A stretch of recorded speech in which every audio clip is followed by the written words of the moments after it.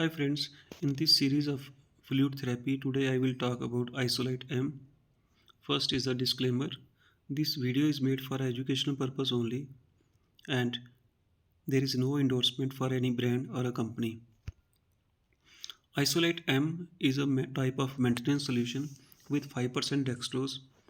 Each liter of the fluid supplies 50 grams of glucose, 38 milliequivalent of chloride, 40 milliequivalent of sodium, 35 milliequivalent of potassium, 15 milliequivalent of phosphate, and 20 milliequivalent of acetate. So each 100 ml contains 5 grams of glucose, 0.91 grams of sodium chloride, 0.28 grams of sodium acetate, 0.15 grams of potassium chloride, 0.13 grams of diphasic potassium phosphate, and 0.021 grams of sodium metabisulfate. Isolyte-M is a maintenance fluid with high potassium content. That is, it contains 35 milliequivalent per liter of the potassium. So this fluid is very useful for treating patients with low potassium level.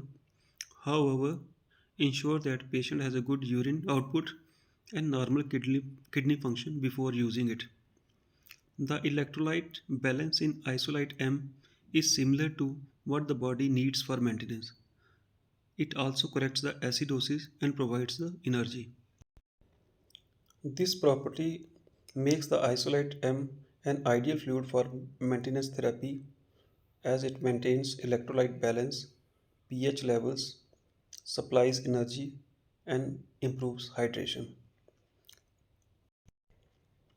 Since Isolyte-M has a low sodium content, it should not be used in patients with low sodium levels or in patients who have significant salt and water loss.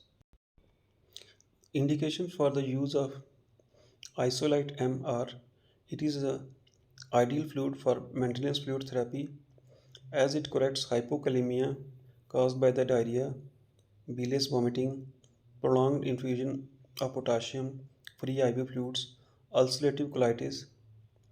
Because of it, since it has a high potassium level, so it is very useful in the condition which causes hypokalemia, that is diarrhea, bilious vomiting, prolonged infusion of potassium-free IV fluids, and ulcerative colitis. It is contraindicated in patients with renal failure, or we should use it very cautiously or avoid it in patients with kidney failure because of the risk of hyperkalemia. Avoid its use in patients with hyponatremia and water intoxication.